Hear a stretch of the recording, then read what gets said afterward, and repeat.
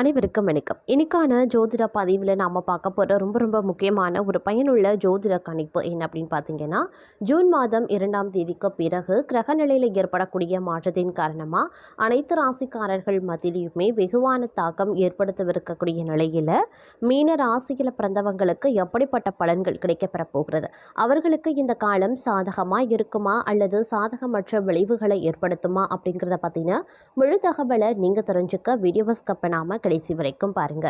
இந்த பதிவு உங்களுக்கு மிக பயனுள்ள விகிதத்தில் இருக்கும். வீடியோக்குள்ள போகிறதுக்கு முன்னாடி இது வரைக்கும் நீங்க நம்ம சேனலை சப்ஸ்கிரைப் பண்ணல அப்படின்னா உடனே சப்ஸ்கிரைப் பண்ணிக்கோங்க. அப்படியே பக்கத்தில் இருக்கக்கூடிய நோட்டிஃபிகேஷனுக்கான பெல் பட்டனையும் ப்ரெஸ் பண்ணிக்கோங்க. சரி நேயர்களே, வாங்க வீடியோக்குள்ள போகலாம்.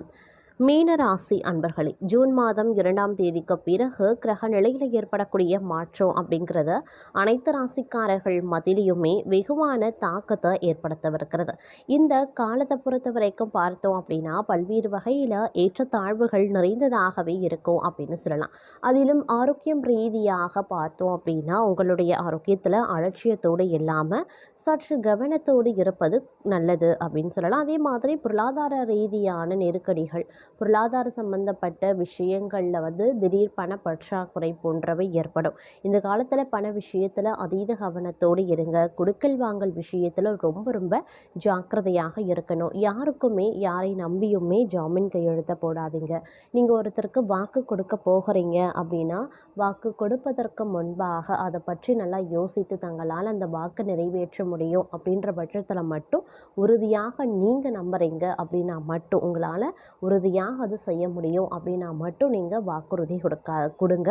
மற்றபடி வாக்குறுதி கொடுக்காதீங்க. அதன் காரணமாக அவ்வப்பெயர் ஏற்படுவதற்கு வாய்ப்புகள் இருக்குது. அதனால் வாக்குறுதி கொடுப்பதற்கு முன்பாக நன்றாக யோசித்து சிந்தனை பண்ணி நீங்கள் வாக்குறுதி கொடுங்க. யாருக்குமே யாருக்காகவும் சிபாரிசு பண்ணாதீங்க. அதுவும் தங்களுக்கு பிரச்சனையாக முடியலாம். அதே மாதிரி பொருளாதார ரீதியான பிரச்சனைகள் நிறைய எதிர்கொள்ளக்கூடிய ஒரு காலகட்டம்.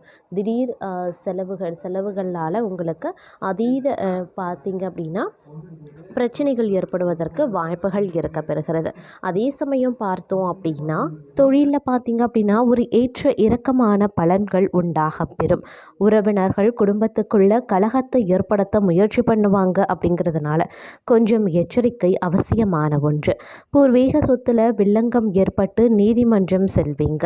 இந்த காலகட்டத்தில் சில நேரங்களில் கூட இருப்பவர்களே உங்களுக்கு எதிராகவும் மாறலாம்.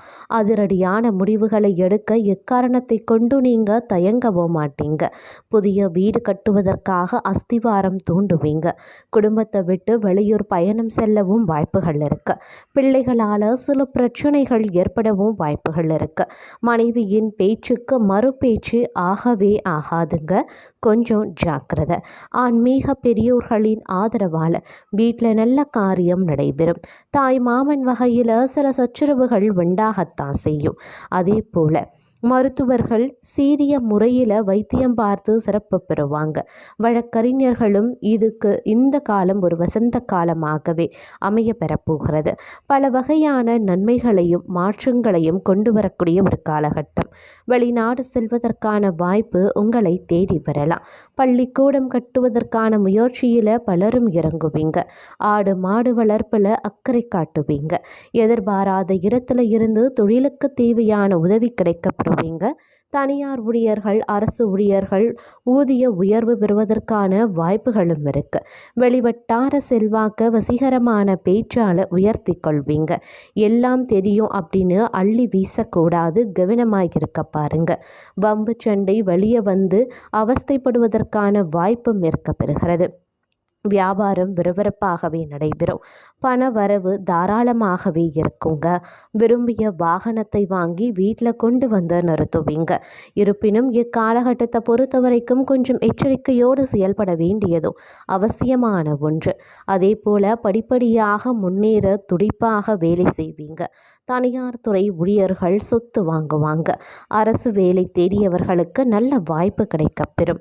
சில சங்கடங்கள் உருவானாலும் ஓரளவிற்கு சமாளிப்பதற்கான வாய்ப்பும் இருக்கிறது. திறமையும் உங்களிடம் இருக்கிறது. சிறு வியாபாரிகள், சில்லறை வணிகர்கள் நல்ல லாபம் பெறுவதற்கான வாய்ப்பும் இருக்கிறது.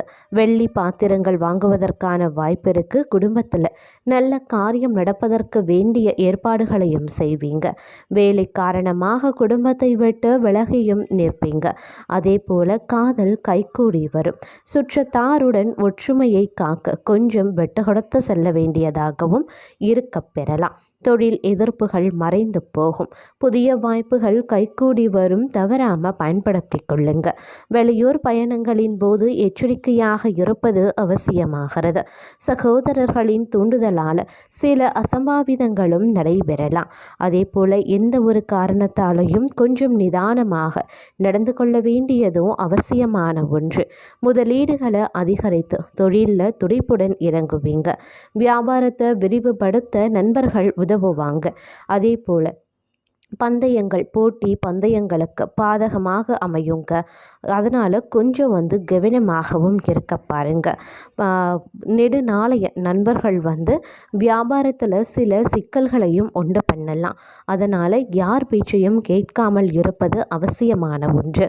மாமனார் வீட்டில் இருந்து எதிர்பார்த்த பணம் கிடைக்க பெறாது.